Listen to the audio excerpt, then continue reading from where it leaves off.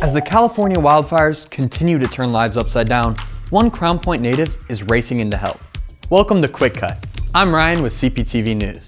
We're going to tell you about that, plus we'll bring you all the results from around the region of a busy CP sports weekend. Here's what's up in news. Crown Point native Brady Heiser, a teamster who works for Hollywood Film Studios hauling trailers, is now hauling livestock from the California wildfires. Heiser and his team of volunteers, who call themselves the 999 Rescue Caravan, have been working 12 to 14-hour days, rescuing over 800 animals to date and delivering critical supplies to those in need. He's been rescuing all kinds of animals, from horses and cows to a 175-pound pig named Fancy Pants. The 1994 CPHS alum is bringing hope to these struggling communities, but this kind of work can come with a heavy burden. There's piles of ash where the homes used to be. There's no color, none. And I want it so bad.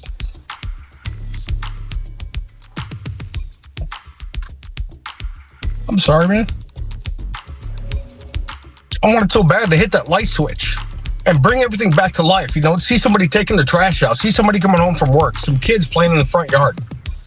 You know, I just want to see a porch light on. Show me a porch light to show me that there's life there.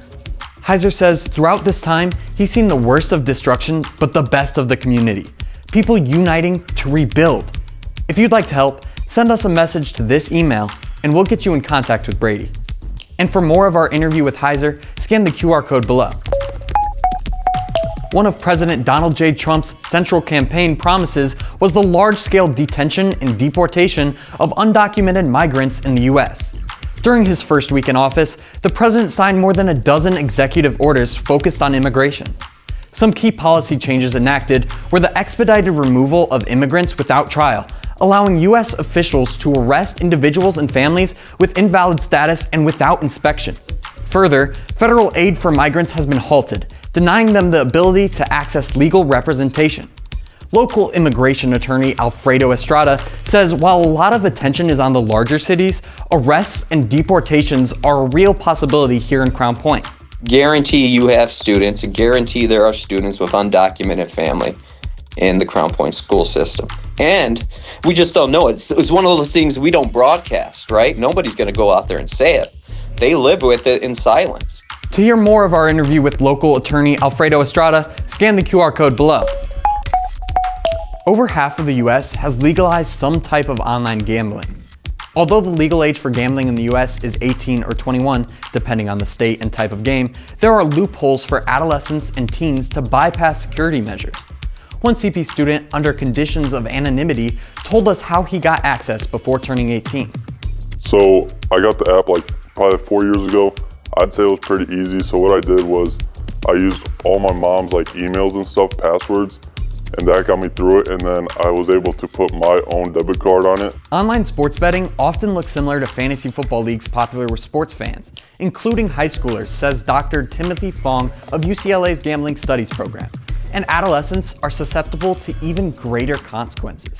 Teenagers and young people are significantly at higher risk of developing gambling disorder than adults, in part because their brains are not fully developed. Their ability to evaluate risk, their ability to handle loss isn't as secure as an adult. We reached out to the American Gaming Association, who told us, quote, "It's our priority that gaming remains entertainment strictly for adults," end quote. If you or someone you know is struggling with a gambling problem, text HELP to 800-GAM. Confidential support is available 24/7. Hi, I'm Ari with CPTV News. If you're a teen and work a job, listen up, because your rights as an employee were changed at the start of this month. House Bill 1093 states 16 and 17-year-olds now can work any shift without restriction or adult supervision. Further, 14 and 15-year-olds can work until 9 p.m. on weeknights between June 1st and Labor Day. The new legislation was signed into law by former Indiana Governor Eric Holcomb last year and took effect the first day of 2025. I would like unrestricted hours because half the time I'm at home doing nothing, and I just feel like this day and age, we too grown to be having 2 hours of work. So I feel like we should be able to work as long as we want. CPHS teacher Jeremy Flewelling, or Flew as he is known to all, has been teaching AP Physics for 28 years and was named the 2018 Indiana State Teacher of the Year. In 2022, he took on the role of CPHS Theater Director and moved into the Black Box Theater, transforming both his physics and theater courses into a world which utilizes props and stage furniture alike. Well, hey, why not just get rid of the desks and use the flexible seating with the couches and the chairs and the tables? Further, from the way he stands to the patterned shirts he wears, most see him as anything but ordinary. Watch his quirky style of delivery and you'll understand why he's appealing to so many. I can tell he's really passionate about what he's teaching, and his activities are always like super engaging. And at the end of the day, rather than get into a car, you'll see him glide off on his bicycle and head home. For a deeper look into Flew's classroom, scan the QR code below. Hi, I'm Mireille with CPTV News. Here's what's up in sports.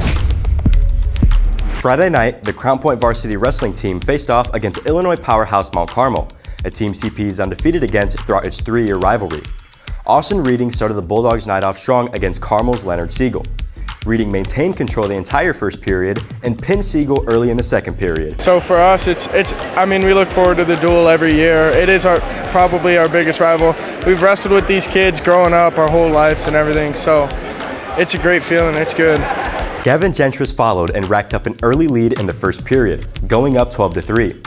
While Gentris was tied up, he listened for his coach's tips and pinned his opponent shortly after, securing a 26-6 team lead for the Bulldogs. It's definitely one of the highlights of the season, I'd say. I'm grateful for every day that I get, but when you look back at the season at the end of the year, this definitely stands out as a highlight. Freshman Cesar Salas secured the Bulldog win in slamming fashion, quickly pinning his opponent. Bulldogs topped Carmel again, 48-20.